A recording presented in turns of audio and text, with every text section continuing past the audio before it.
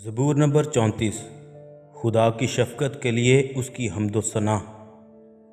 میں ہر وقت خداوند کو مبارک کہوں گا، اس کی ستائش ہمیشہ میری زبان پر رہے گی۔ میری روح خداوند پر فخر کرے گی، حلیم یہ سن کر خوش ہوں گے۔ میرے ساتھ خداوند کی بڑائی کرو، ہم مل کر اس کے نام کی تمجید کریں۔ میں خداوند کا طالب ہوا، اس نے مجھے جواب دیا اور میری ساری دہشت سے مجھے رہائی بخشی۔ انہوں نے اس کی طرف نظر کی اور منور ہو گئے، اور ان کے منہ پر کبھی شرمندگی نہ آئے گی۔ اس غریب نے دہائی دی، خداوند نے اس کی سنی اور اسے اس کے سب دکھوں سے بچا لیا۔ خداوند سے ڈرنے والوں کی چاروں طرف اس کا فرشتہ خیمہ زن ہوتا ہے اور ان کو بچاتا ہے۔ آزما کر دیکھو کہ خداوند کیسا مہربان ہے۔ مبارک ہے وہ آدمی جو اس پر توکل کرتا ہے۔ خداوند سے ڈرو اے اس کے مقدسو، کیونکہ جو اس سے ڈرتے ہیں ان کو کچھ کمی نہیں۔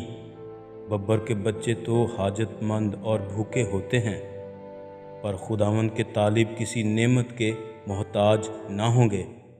اے بچو، آؤ میری سنو، میں تم کو خدا ترسی سکھاؤں گا۔ وہ کون آدمی ہے جو زندگی کا مشتاق ہے اور بڑی عمر چاہتا ہے تاکہ بھلائی دیکھے؟ اپنی زبان کو بدی سے باز رکھ اور اپنے ہونٹوں کو دغا کی بات سے۔ بدی کو چھوڑ اور نیکی کر، صلح کا طالب ہو اور اسی کی پیروی کر۔ خداوند کی نگاہ صادقوں پر ہے اور اس کے کان ان کی فریاد پر لگے رہتے ہیں۔ خداوند کا چہرہ بدکاروں کے خلاف ہے، تاکہ ان کی یاد زمین پر سے مٹا دے۔ صادق چلائے اور خداوند نے سنا اور ان کو ان کے سب دکھوں سے چھڑایا۔ خداوند شکستہ دلوں کے نزدیک ہے اور خستہ جانوں کو بچاتا ہے۔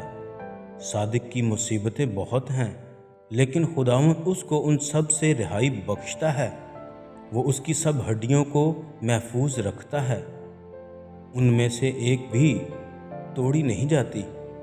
بدی شریر کو ہلاک کر دے گی اور صادق سے عداوت رکھنے والے مجرم ٹھہریں گے۔ خداوند اپنے بندوں کی جان کا فدیہ دیتا ہے، اور جو اس پر توکل کرتے ہیں ان میں سے کوئی مجرم نہ ٹھہرے گا۔ خداوند کے پاک کلام کے پڑھے سنے جانے پر خداوند کی برکت ہو، آمین۔